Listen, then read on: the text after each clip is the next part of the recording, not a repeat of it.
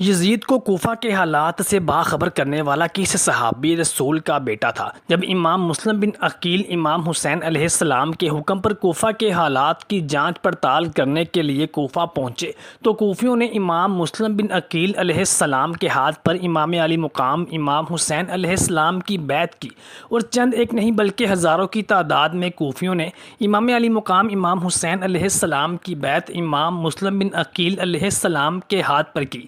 جہاں پر جوک در جوک کوفی امام مسلم بن عقیل علیہ السلام کے ہاتھ پر بیعت کرنے کے لیے آ رہے تھے، وہیں پر کچھ بدبخت اور منافق ایسے بھی تھے جو کہ یزید کو امام مسلم بن عقیل علیہ السلام کی اس بیعت کے بارے میں خطوط کے ذریعے یزید کو آگاہ کر رہے تھے۔ انہی میں ایک صحابی رسول صلی اللہ علیہ وآلہ وسلم کا بیٹا بھی تھا جو کہ یزید کو امام مسلم بن عقیل علیہ السلام اور کوفیوں کے حالات سے باخبر کر رہا تھا، اور اس نے یزید کو خط لکھا کہ اگر تم کوفے پر اپنا تسلط قائم رکھنا چاہتے ہو اور اپنی حکومت کو بچانا چاہتے ہو تو فی الفور نعمان بن بشیر جو کہ گورنر کوفہ ہے اس کو معزول کر کے کسی اور شخص کو کوفہ کا گورنر تعینات کر دو، کیونکہ نعمان بن بشیر صحابی رسول صلی اللہ علیہ وآلہ وسلم تھے اور محب اہل بیت تھے، اور نعمان بن بشیر نے امام مسلم بن عقیل علیہ السلام کے لیے کوفہ میں بہت ساری آسائشیں اور آسانیاں پیدا کی تھیں، جس کی وجہ سے کوفیوں کی ایک کثیر تعداد امام مسلم بن عقیل علیہ السلام کے ہاتھ پر امام حسین علیہ السلام کی بیعت کر رہی تھی۔ اور دیکھا جائے تو کوفہ سے لکھے جانے والے یہ خطوط ایک ایسے نازک وقت پر لکھے گئے تھے اور یزید کو بھیجے گئے تھے جس نے واقعہ کربلا کے رونما ہونے میں ایک اہم کردار ادا کیا تھا۔ گو کہ معاویہ ابن ابی سفیان نے اپنی زندگی میں ہی اپنے بیٹے یزید کی جانشینی کی بیعت لینا شروع کر دی تھی، اور اس مقصد کو حاصل کرنے کے لیے معاویہ ابن ابی سفیان نے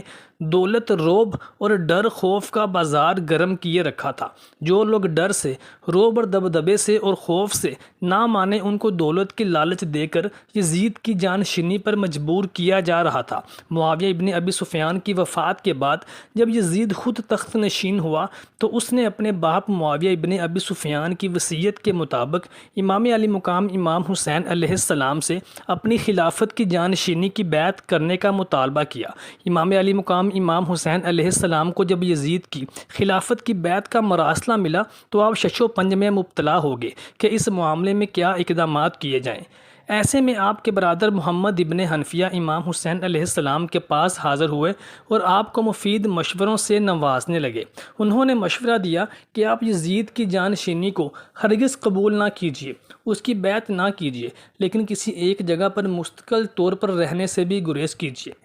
محمد ابن حنفیہ نے امام علی مقام امام حسین علیہ السلام کو مشورہ دیا کہ آپ مسلسل سفر میں رہیے، ایک شہر سے دوسرے شہر میں منتقل ہوتے رہیے۔ جب آپ ایک شہر سے دوسرے شہر میں منتقل ہوتے رہیں گے تو حالات آپ کے سامنے واضح سے واضح ہوتے چلے جائیں گے، اور پھر ان حالات کے مطابق آپ اپنے ارادے کو بدل کر ایک مستقل اور مفید رائے قائم کرنے میں بھی کامیاب ہو جائیں گے۔ اور پھر اگر تمام مسلمان یزید بن معاویہ کے علاوہ کسی دوسرے مسلمان کو اپنا خلیفہ منتخب کرنے پر اتفاق کر لیں تو یہ آپ کے لیے اور بھی زیادہ بہتر ہوگا۔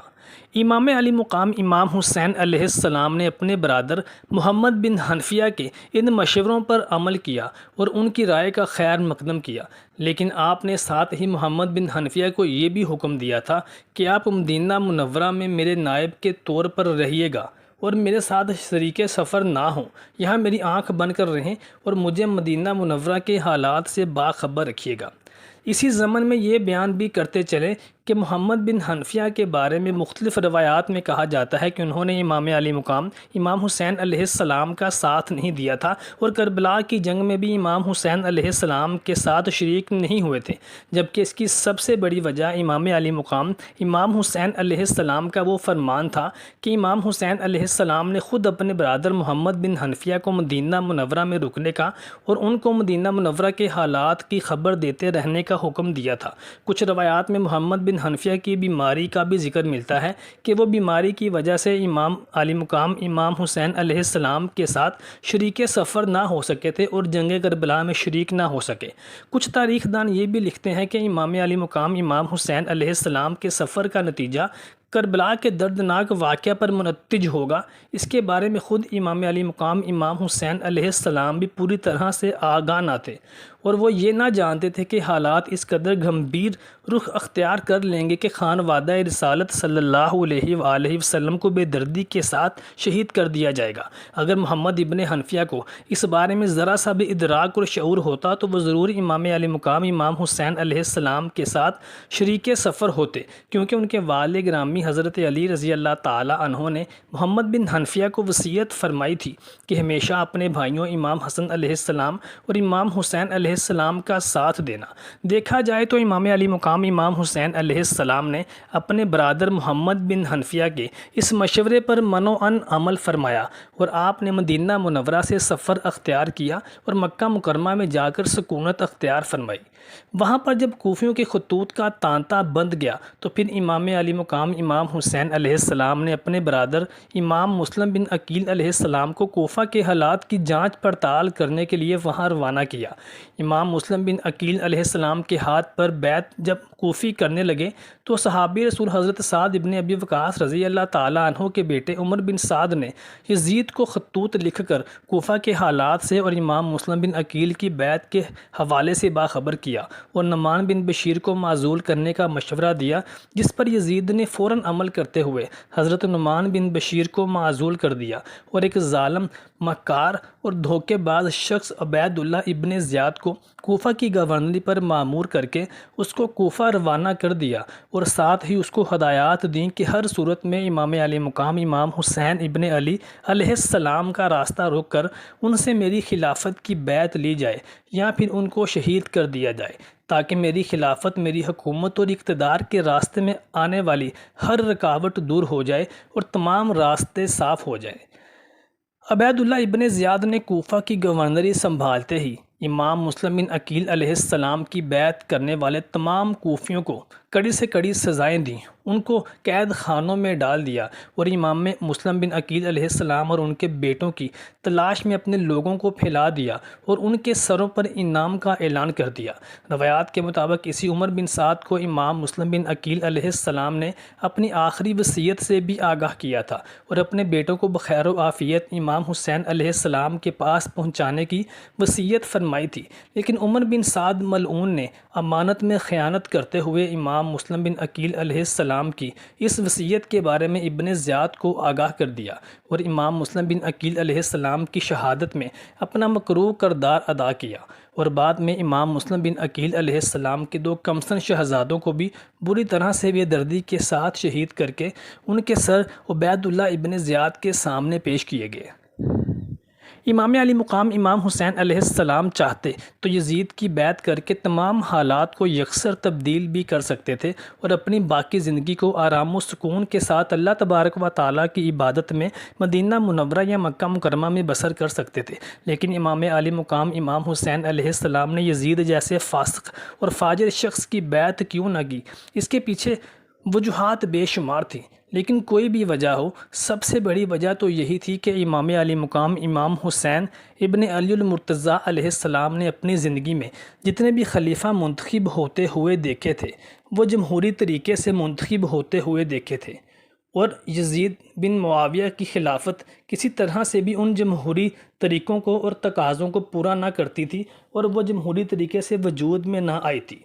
سیدنا عثمان غنی رضی اللہ تعالیٰ عنہ کی وفات کے بعد لوگ حضرت علی رضی اللہ تعالیٰ عنہ کے پاس جمع ہوئے اور کہنے لگے کہ حضرت عثمان غنی رضی اللہ تعالیٰ عنہ شہید ہو گئے ہیں اور امام کے بغیر مسلمانوں کے لیے کوئی چارہ نہیں ہے، اور ہم آج امارت کے لیے آپ سے زیادہ کسی کو مناسب شخصیت نہیں دیکھتے۔ آپ پہلے اسلام لانے والوں میں یعنی سابقون الاولون میں سے ہیں اور رسول اللہ صلی اللہ علیہ وآلہ وسلم کے رشتہ داروں میں سے ہیں اور ان کے داماد اور چچیرے بھائی ہیں۔ اللہ کی قسم ہم تو آپ ہی کی بیعت کریں گے۔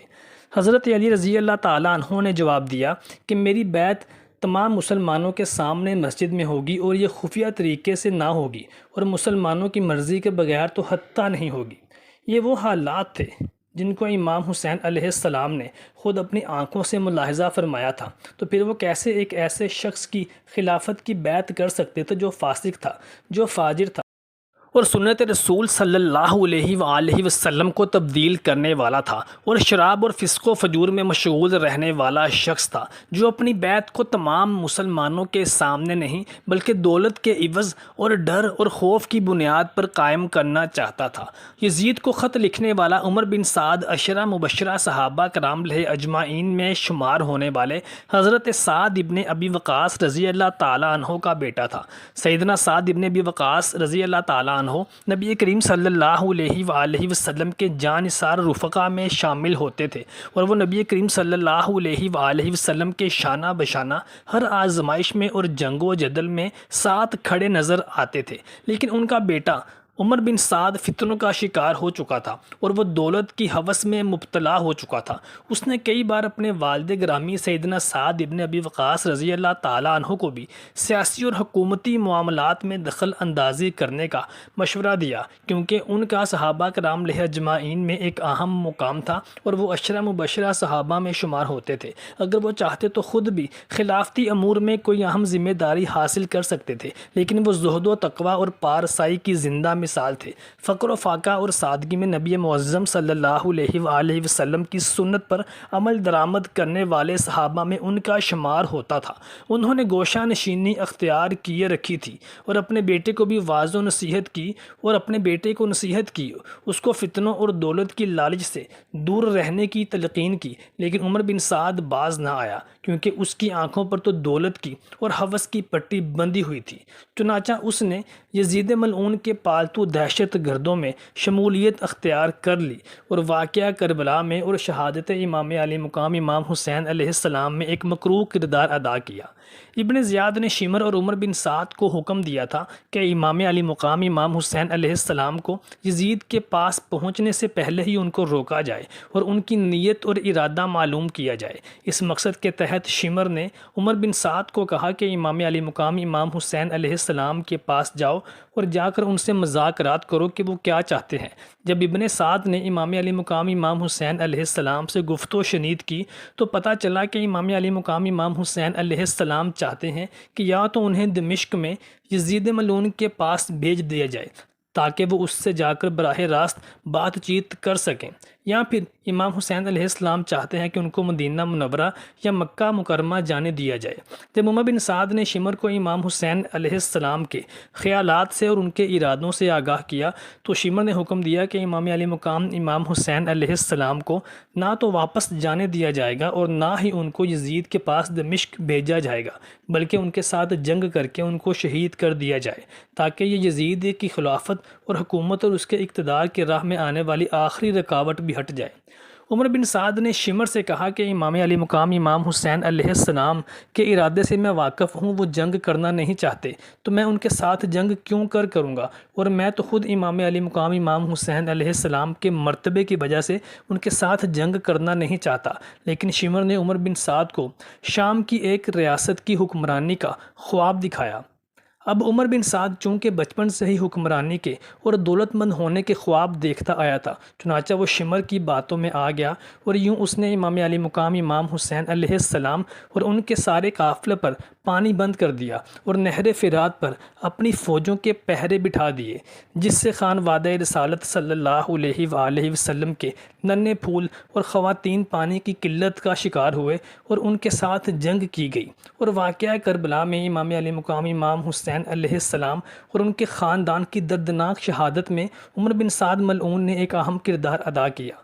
اور امام علی مقام امام حسین علیہ السلام کی شہادت کے بعد عمر بن سعد کو شام کے ایک علاقے کی ریاست اس کی حکمرانی بھی مل گئی تھی، لیکن اس کی یہ حکمرانی، اس کی حکومت اور خوشی زیادہ دیر تک قائم نہ رہی، اور چند سال بعد ہی یزید ملعون عبرتناک موت سے دوچار ہوا اور اس کی جھوٹ اور دھوکے سے کھڑی کی گئی یہ حکمرانی کی عمارت گر گئی، اور کوفہ پر مختار سقفی نے اپنا تسلط قائم کیا، اور اس نے قسم کھائی کہ وہ واقعہ کربلا کے ایک ایک مجرم کو گرفتار کرے گا اور ان کو واصل جہنم کرے گا۔ مختار سقفی نے اپنے وعدے کے مطابق اپنے اقدامات کے پیش نظر عمر بن سعد کو بھی گرفتار کیا گیا، اور عمر بن سعد کو گرفتار کر کے مختار سقفی کے پاس لایا گیا، اور مختار سقفی نے اس بدبخت کو بھی واصل جہنم کر دیا، اور یوں امام علی مقام امام حسین علیہ السلام اور اہل بیت اطہار کے دردناک قتل میں شامل ہونے والے عمر بن سعد کا عبرتناک انجام ہوا۔ محترم ساتھیوں، امید کرتے ہیں آپ کو ہماری آج کی ویڈیو پسند آئی ہوگی۔ برائے مہربانی کمنٹ سیکشن میں اپنی رائے سے آگاہ کیجیے گا اور ہمارے چینل کو سبسکرائب کرنا مت بھولیے گا اور کمنٹ سیکشن میں آمین لکھیے گا۔